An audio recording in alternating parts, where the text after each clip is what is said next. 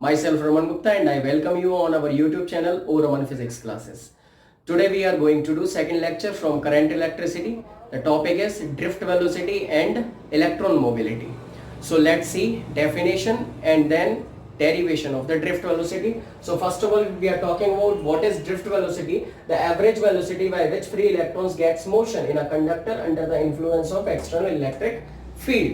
मतलब यहाँ पे क्या है, जैसे मान लेते हैं एक कोई कंडक्टर है, एक फ्री कंडक्टर है जिसमें कोई कुछ कनेक्ट नहीं है अभी, ना बैटरी और कुछ भी नहीं, ये फ्री कंडक्टर है. तो एक बात हमें ध्यान रखनी है कि जो फ्री कंडक्टर होते हैं उसके अंदर फ्री इलेक्ट्रॉन्स हैं, तो वो इधर से उधर किधर भी मूव कर सकते हैं. तो ऐसे ही जो हमारे इसमें इलेक्ट्रॉन्स है वो इधर से उधर फ्री होते हैं मूव करने के लिए. अब हमने क्या किया, जैसे ही ये इधर से उधर फ्रीली मूव कर रहे थे, अब हमने क्या किया, एक बैटरी इसमें कनेक्ट करी. ठीक है, एक्सटर्नल इलेक्ट्रिक फील्ड हम इसमें लेके आए, हमने कनेक्ट की एक बैटरी. और जैसे ही हमने एक बैटरी कनेक्ट की, बैटरी कनेक्ट करते ही क्या होगा, जो हमारे इलेक्ट्रॉन्स इधर से उधर भाग रहे थे वो इलेक्ट्रॉन्स हमारे एक पर्टिकुलर डायरेक्शन में भागने लगेंगे. ठीक है, तो यहाँ पे एक इलेक्ट्रिक फील्ड सेटअप हो जाएगा इस डायरेक्शन में, हमारा करंट चलने लगेगा I, और ये पॉजिटिव प्लेट और ये नेगेटिव प्लेट. तो यहाँ पे हम एक चीज देख रहे हैं कि हमारे जो इलेक्ट्रॉन्स है वो इलेक्ट्रिक फील्ड के अपोजिट डायरेक्शन में फ्लो करने लगे. जैसे ही हमने बैटरी को कनेक्ट किया, मतलब इलेक्ट्रिक फील्ड सेटअप हुआ, वैसे ही वो अपोजिट डायरेक्शन में फ्लो करने लगे. अभी अपोजिट डायरेक्शन में क्यों फ्लो करने लगे, अब इसके लिए आपको फर्स्ट लेक्चर देखना पड़ेगा, जो ऊपर लिंक आ रहा होगा उस पर क्लिक करिए और वहां से ये चीज समझिए डिटेल में कि ये अपोजिट क्यों फ्लो कर रहे हैं. इसके अलावा दूसरी चीज पे आ जाते हैं, ये बिल्कुल वैसा ही है, आपको बहुत अच्छे तरीके से समझाता हूं, ये बिल्कुल वैसा ही है जैसे हम लोग क्लास में होते हैं. क्लास में होते हैं, कोई टीचर नहीं है. ठीक है, जब कोई टीचर नहीं है तो उस कंडीशन में क्या होता है, बच्चे सारे इधर से उधर भाग रहे होते हैं. तो सेम कंडीशन, अभी जो इलेक्ट्रॉन्स थे वो भी इधर से उधर भाग रहे थे. अब हमने क्या किया, जैसे ही क्लास के अंदर टीचर आए, टीचर का मतलब यहाँ पे हमने जैसे ही बैटरी लगाई तो एक इलेक्ट्रिक फील्ड सेटअप हो गया. तो मतलब जैसे ही टीचर आए तो जितने भी बच्चे थे वो उल्टे सीधे भाग रहे थे, वो सब अपनी सीट की तरफ जाने लगे. ठीक है, बिल्कुल ऐसे ही इसमें भी जो इलेक्ट्रॉन्स हैं वो हमारे इलेक्ट्रिक फील्ड के अपोजिट डायरेक्शन में चलने लगे. तो the average velocity by which free electrons gets motion in a conductor under the influence of external electric field. मतलब जो जैसे ही हमने एक कोई कंडक्टर है उसमें जैसे ही हमने एक एक्सटर्नल इलेक्ट्रिक फील्ड लगाया, जैसे ही एक्सटर्नल इलेक्ट्रिक फील्ड लगाएंगे वैसे ही एक इलेक्ट्रॉन्स को जो है मतलब एक वेलोसिटी मिलेगी एक डायरेक्शन में. That velocity, that average velocity is called drift velocity. उसी को हम क्या बोलते हैं, ड्रिफ्ट वेलोसिटी बोलते हैं. अब इसके बाद हम करते हैं इसका डेरिवेशन. अब डेरिवेशन पे सबसे पहले हम जो इलेक्ट्रॉन्स हमारे फ्री थे, तो वो फ्री थे, इधर उधर मूव कर रहे थे, तो जो उसको रैंडम मोशन मिल रहा था, तो रैंडम मोशन इसका कितना हो जाएगा, तो हमने u average is equals to u1 plus u2 plus प्लस un upon n. Average calculate करना तो हम ऐसे ही तो कैलकुलेट करते हैं, जो नंबर्स है उनको डिवाइडेड बाय n कर देते हैं, that you will get the value of average. तो यहाँ पे जो एवरेज रैंडम वेलोसिटी निकल के आएगी वो कितनी निकलेगी, 0 निकलेगी. क्यों निकलेगी, क्योंकि बच्चे तो इधर से उधर भाग रहे थे, कोई उनका पर्टिकुलर डायरेक्शन नहीं था, कोई कुछ नहीं था, इलेक्ट्रॉन्स पर्टिकुलर कुछ नहीं था, वो भाग रहे थे इधर से उधर, तो इनकी जो रैंडम वेलोसिटी है वो कितनी हो गई, 0.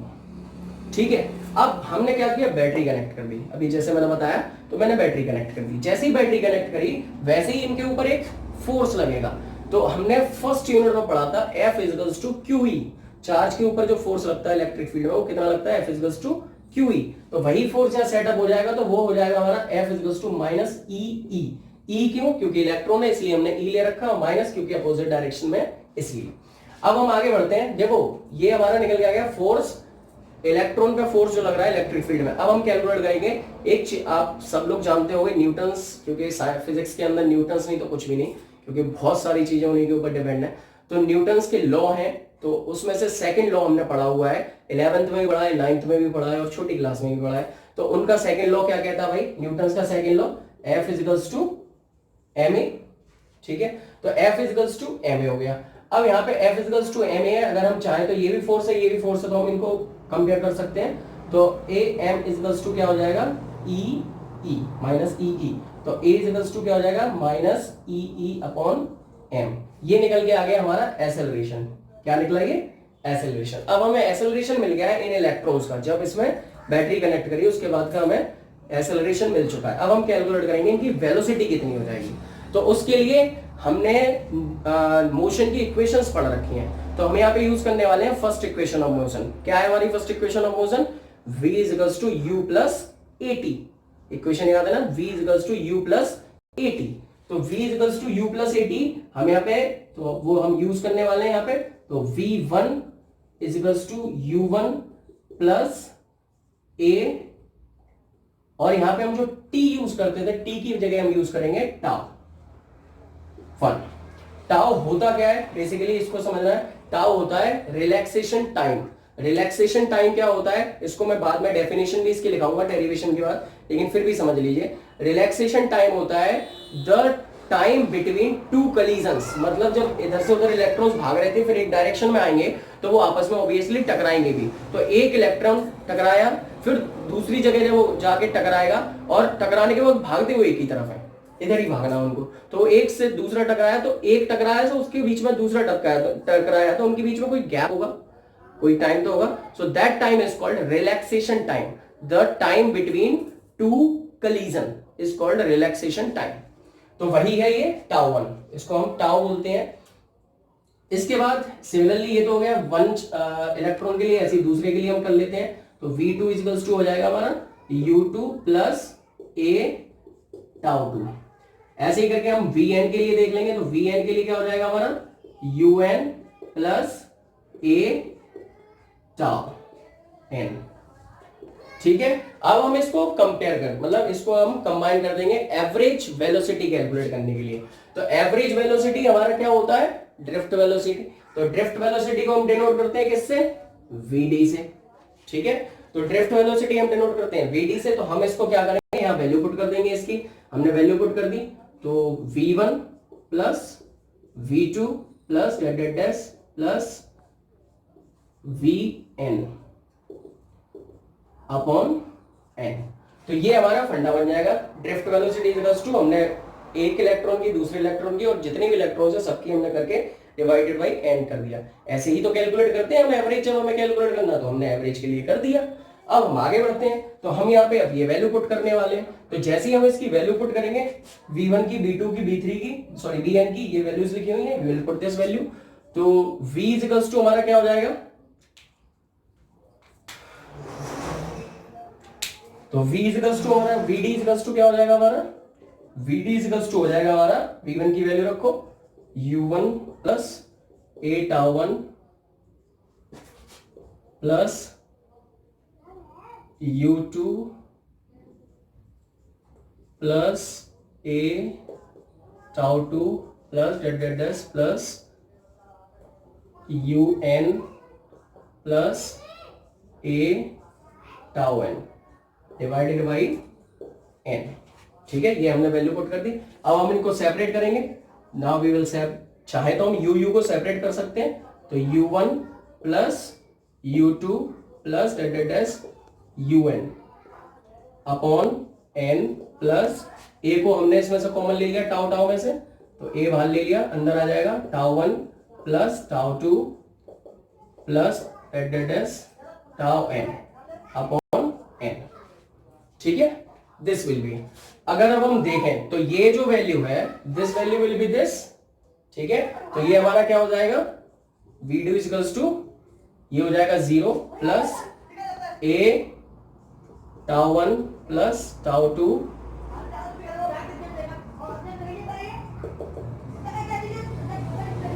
Upon n।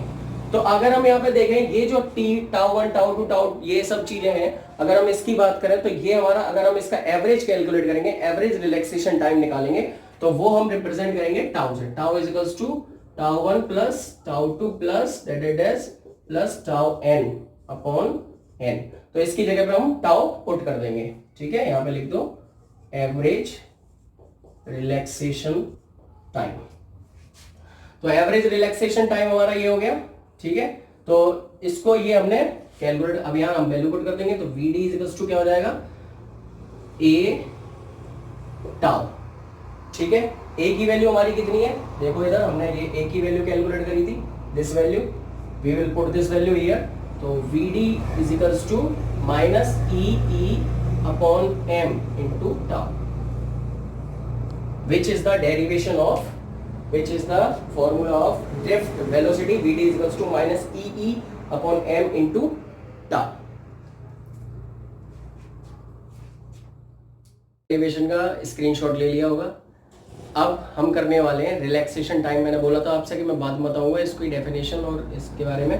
तो रिलैक्सेशन टाइम की अगर हम बात करते हैं तो क्या होता है, the time period between two collisions, मतलब दो कलीजन, मतलब एक इलेक्ट्रॉन है, दो इलेक्ट्रॉन है, एक इलेक्ट्रॉन जाके इससे टकराया, फिर यहाँ से टकराने के बाद वो यहाँ से हटा, फिर दूसरी जगह जाएगा, दूसरे से टकराएगा, तो ऑब्वियसली एक कलीजन के बाद दूसरे कलीजन के बीच में कोई गैप होगा, कोई ना कोई टाइम तो जरूर होगा। तो that time is called relaxation time. तो उस टाइम को, उसको हम टाउ से डिनोट करते हैं। ये सिंबल है टाउ का और इसको टाउ बोलते हैं, टाउ। ठीक है, अब ये हमारा कंप्लीट हुआ। इसके बाद हम आगे बढ़ते हैं और हमारा दूसरा टॉपिक है इलेक्ट्रॉन मोबिलिटी।